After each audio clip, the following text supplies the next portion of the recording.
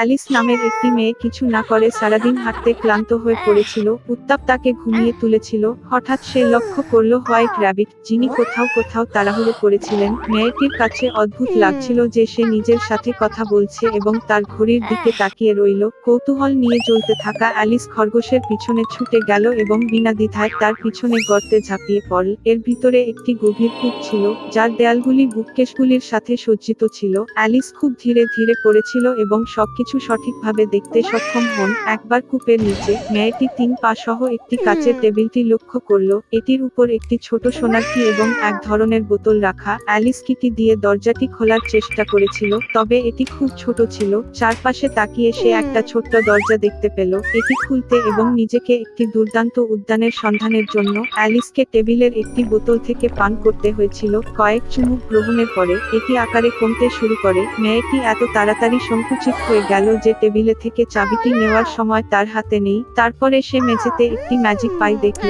Alice একটি কামড় নেওয়ার সাথে সাথেই তিনি দ্রুত উপরের দিকে বাড়তে শুরু করলেন। মেয়েটি এত বড় হয়ে গিয়েছিল যে সে লালিত দরজা দিয়ে আর যেতে পারছে না। অ্যালিস এত কাঁদতে লাগলো যে খুব শীঘ্রই তার কাছে একটি বিশাল পথফোটে। এই মুহূর্তে তিনি হোয়াইট খরগোশটি লক্ষ্য করলেন। মেয়েটি তাকে ডেকেছিল, কিন্তু সে তাড়াহুড়া করেছিল এবং ভয় তার গ্লোভস এবং পাখা ফেলে দেয়। অ্যালিস তাদের তুলে নিল এবং কিভাবে সে সংকুচিত হতে শুরু করেছে নোটিসের কারণ ছিল একটি জাদু ফ্যান। অ্যালিস তার নিজের কান্নার পুকুরে পড়ে গেল। যখন তাকে উপকূলে নিক্ষেপ করা হয়েছিল, তখন মেয়েটি আবার খরগোশের দিকে লক্ষ্য করেছিল। তিনি এলিসকে তার কাজের মেয়েটির সাথে বিভ্রান্ত করেছিলেন এবং নতুন গ্লোভস এবং একটি ফ্যানের জন্য অবিলম্বে বাড়ি যাওয়ার নির্দেশ দেন। অর্ডার আদেশটি সম্পাদন করতে দৌড়ে গেল মেয়েটি। খরগোশের বাড়িতে সে কৌতূহল প্রতিহত করতে পারেনি এবং বোতল থেকে কিছু তরল পান করেছিলেন। এর ফলে অ্যালিস বিশাল আকারে বেড়ে যায় এবং দ্রুত পুরো বাড়িটি পূর্ণ করে তোলে। তিনি কেবল পাইগুলির জন্য ধন্যবাদ সংকুচিত করতে সক্ষম হন। আগের দিকগুলি ফিরে পেয়ে মেয়েটি পালিয়ে গেল। শীঘ্রই তিনি একটি বিশাল মাশরুম দেখতে পেলেন, যার উপরে একটি বিশাল নীল রঙের শুকনো বসে আছে। অ্যালিস তার কাছে তার উচ্চতায় ক্রমাগত পরিবর্তনগুলি নিয়ে অভিযোগ করেছিলেন। শুঁয়োপোকা মেয়েটিকে এক টুকরো মাশরুম খেতে পরামর্শ দিয়েছিল। অ্যালিস একটি ছোট কামড় খেয়েছে এবং শেষ পর্যন্ত তার স্বাভাবিক উচ্চতায় ফিরে আসে এবং সে এগিয়ে গেল। হঠাৎ অ্যালিস একটা বাড়ি দেখতে পেল। ভিতরে উকে মেয়েটি রান্নাঘরে ছিল, যেখানে সে দুচেসকে কাঁদতে কাঁদতে কাঁদতে কাঁদতে বাচ্চা শিশুটিকে দেখল। এক বিশাল বিড়ালটি মেঝেতে বসে কান থেকে কানে হাসছিল। ডাচেস এলিসকে বুঝিয়ে দিয়েছিল যে সে হাসছে কারণ এটি চেশির বিড়াল ছিল। হঠাৎ বিড়ালটি অদৃশ্য হয়ে গেল এবং শিশুটি কান্নায় কেটে গেল। ডাচেস শিশুটিকে অ্যালিসের হাতে দিয়েছিল এবং সে নিজে রানীর কাছে গিয়েছিল। মেয়েটি অবাক হয়ে জানতে পেরেছিল যে সে একটি শিশুকে ধরেছে না, তবে একটি সত্যিকার ছোট্ট শূকর। বিড়ালটি পুনরায় উপস্থিত হয়ে এলিসকে মার্চ হেয়ার সন্ধানের পরামর্শ দিয়েছিল এবং তারপরে সে অদৃশ্য হয়ে গেল এবং কেবল তার হাসি বাতাসে রইল। মেয়েটি রাস্তায় ধাক্কা মারল। শীঘ্রই তিনি মার্চ হেয়ার বাড়িটি দেখতে পেলেন। চা পার্টি শুরু করার ঠিক সময়ে অ্যালিস এসেছিল। টেবিলটি বিশাল ছিল, তবে কেবল মার্চ হেয়ারে ম্যাড হ্যাটার এবং সোনার মাউস এতে বসেছিল। তারা কাউকে টেবিলে বসতে দেয়নি এবং বলেছিল যে কোনো জায়গা নেই। অ্যালিস শিখেছিল যে সময় হত্যার শাস্তি হিসাবে তারা ধারাবাহিকভাবে চা পান করতে বাধ্য হয়েছিল। আর এবং হ্যাটার প্রতিটি সম্ভাব্য উপায়ে মেয়েটিকে ঠাট্টা বিদ্রূপ করেছে এবং তাকে উপহাস করেছে। এই রকম অভদ্রতা সহ্য করতে না পেরে সে চুপচাপ উঠে উঠে চলে গেল। শীঘ্রই অ্যালিস নিজেকে একটি দুর্দান্ত বাগানে আবিষ্কার করলেন। তিনি উদ্যানগুলিতে খেয়াল করলেন যারা কার্ড খেলেন তারা সাদা গোলাপ লাল লাল। মেয়েটি এতে খুব অবাক হয়েছিল। তিনি শিখেছিলেন যে তাদের রানী লাল গোলাপ পছন্দ করে এবং কেবল সাদা রঙের বেড়ে ওঠে। সামান্যতম অপরাধের জন্য রানী তার দাসদের মৃত্যুদণ্ড কার্যকর করেছিলেন। উদ্যানপালকরা বলেছিলেন যে সে এখন যে চাকরটি কুকিগুলি চুরি করেছে সে বিচার করছে। অ্যালিস খুব আগ্রহী ছিলেন এবং তিনি আদালতে যান। সেখানে সে মার্চ হেয়ার এবং ম্যাড হ্যাটার সাক্ষ্য দিচ্ছিল। যখন তারা শেষ করল, রানী হঠাৎ অ্যালিসকে জিজ্ঞাসাবাদের জন্য ডেকে আনলো। মেয়েটি জবাব দিন যে সে কিছুই জানে না এবং চাকরকে ছেড়ে দেওয়ার আদেশ দিল। রানী রেগে গিয়ে মেয়েটিকে ধরার নির্দেশ দিলেন। এই মুহূর্তে অ্যালিস অনুভব করেছিল যে সে আবার বাড়তে শুরু করেছে। মেয়েটি বুঝতে পেরেছিল যে এগুলি কেবল কার্ড এবং সেগুলি সে ভয় পায় না এবং ঠিক সেই মুহূর্তেই জাদুটি অদৃশ্য হয়ে গেল। অ্যালিস একটি ক্লিয়ারিং এ জেগেছিলেন যেখানে তিনি প্রথম হোয়াইট খরগোশ দেখেছিলেন। চারপাশে একটি পরিচিত ল্যান্ডস্কেপ ছিল, পরিচিত শব্দ শোনা গেল, তাই এটি কেবল একটি স্বপ্ন ছিল, চিন্তা করেছিলেন অ্যালিস। একবার দুটি বাচ্চা এবং তাদের সৎ মাকে নিয়ে একটি কাঠকাটা ছিল। ছেলের নাম হ্যান্সেল এবং মেয়েটির নাম গ্রেটেল। তারা এত খারাপভাবে বাস করত যে কখনো কখনো খাওয়ারও কিছু ছিল না। এবং তারপরে এক সন্ধ্যায় তিনি বিছানায় শুয়েছিলেন। কিভাবে বাচ্চাদের আরো খাওয়ানো যায় সে সম্পর্কে চিন্তাভাবনা করেছিলেন। তার স্ত্রী তাকে পরামর্শ দিয়েছিলেন, বনে বাচ্চা রয়েছে, আগুন জ্বালান, প্রত্যেককে এক টুকরো রুটি দিন এবং সেখানে রেখে যান। এই চারজনই ক্ষুধার্ত হয়ে মারা যায় না। তবে উটকাটা তাতে রাজি হয়নি এবং ততক্ষণ পর্যন্ত তার স্ত্রী তাকে রাজি করিয়েছিলেন যে শেষ পর্যন্ত তিনি রাজি হয়ে গেলেন। এবং ক্ষুধার কারণে শিশুরাও ঘুমাতে পারেনি এবং তাদের সৎ মা তাদের বাবাকে যা বলেছিল তা শুনেছিল। এবং যখন বাবা মা ঘুমিয়ে পড়েছিলেন, হ্যান্সেল গোপনে ছুটে গেলেন বাড়ি থেকে। চাঁদ উজ্জ্বলভাবে জ্বলজ্বল করছিল এবং সাদা পাথর মুদ্রার মতো চকচকে করছিল। হ্যান্সেল তার যতটুকু ফিট করতে পারে ততটা পকেট করেছে। তারপরে তিনি বাড়িতে ফিরে গেলেন এবং শিশুরা বিছানায় গেলেন। সকালে সৎ মা বাচ্চাদের কাছে এসেছিলেন, তাদের প্রত্যেককে এক টুকরো রুটি দিয়েছিলেন এবং তারা সকলে একসাথে বনে গিয়েছিলেন। পথে হ্যান্সেল একের পর এক সাদা পাথর ফেলে দিন। তারা যখন ক্লিয়ারিংয়ে পৌঁছেছিল, আমার বাবা আগুন জ্বলতে শুরু করেছিলেন। তিনি বাচ্চাদের আগুনের কাছে বসার নির্দেশ দিয়েছিলেন এবং নিশ্চিত হয়েছিলেন যে এটি বেরিয়েছে না।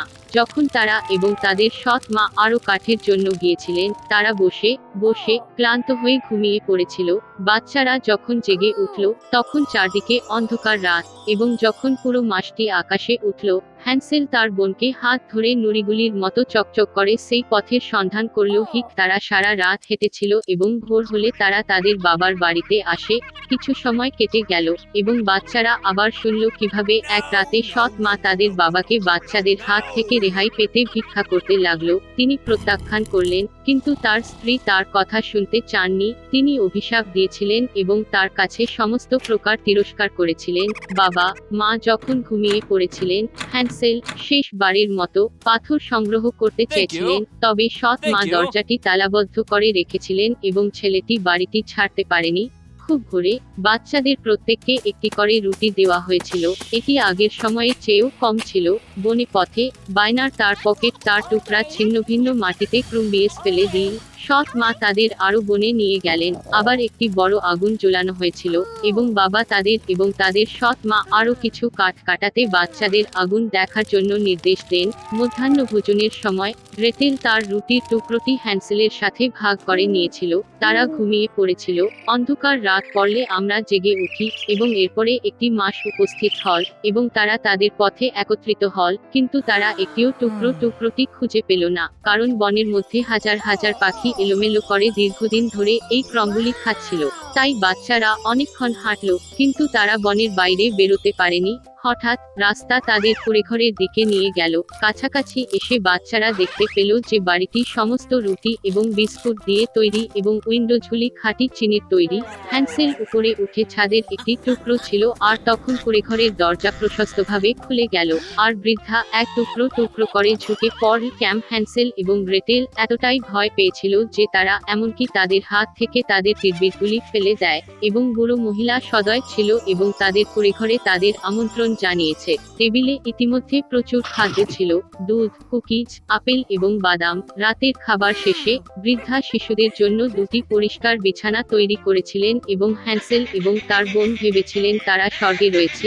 তবে বুড়ো মহিলাটি কেবল স্নেহশীল হওয়ার ভান করেছিলেন, তবে বাস্তবে তিনি ছিলেন দুষ্টু জাদুকরী, যিনি সন্তানদের প্রতি আকৃষ্ট করার জন্য এই রুটির কুড়েঘরটি তৈরি করেছিলেন। খুব সকালে শিশুরা যখন ঘুমাচ্ছিল, সে হ্যান্সেলকে নিয়ে একটি ছোট খাঁচায় রাখলো এবং সে তার বোনকে আদেশ করেছিল যে দুষ্ট জাদুকরী তার কাছে যা করতে চায় তা করার জন্য।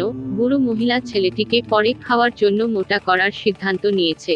সুতরাং গ্রেটেল হ্যান্সেলের জন্য সবচেয়ে সুস্বাদু খাবার রান্না করা শুরু করেছিল এবং সে নিজেই বাকি কিছু ছাড়া কিছুই পেল না। কিছু সময় কেটে গেল, ছেলেটি মোটাতাজা হল না। তারপরে বৃদ্ধা আর অপেক্ষা করতে চাননি এবং হ্যান্সেলকে রান্না করে খাওয়ার সিদ্ধান্ত নেন। তিনি গ্রেটেলকে চুলা জ্বালিয়ে জল প্রয়োগ করার নির্দেশ দিলেন। চুলা উষ্ণ হয়ে গেলে বৃদ্ধা তাকে চুলার মধ্যে আরোহণের জন্য এবং যথেষ্ট গরম আছে কিনা তা দেখতে আদেশ করলেন। তাই তিনি মেয়েটিকে আগুনের মধ্যে ঠেলে দিয়ে তাকে বেক করতে চেয়েছিলেন, তবে গ্রেটেল জানতেন তার মনে কি আছে। তিনি বলেছিলেন যে সেখানে কিভাবে নামবেন তিনি জানেন না এবং ডাইনি ডাইনিকে নিজেকে দেখাতে বললেন। বৃদ্ধা রেগে গিয়ে চুলায় উঠে গেলেন। তারপরে গ্রেটেল তাকে ধাক্কা দিলেন এবং জাদুকরীটির পিছনে শাটারটি ধাক্কা মারল। বাহ! বৃদ্ধা তখন কত ভয়ানক কেঁদেছিল।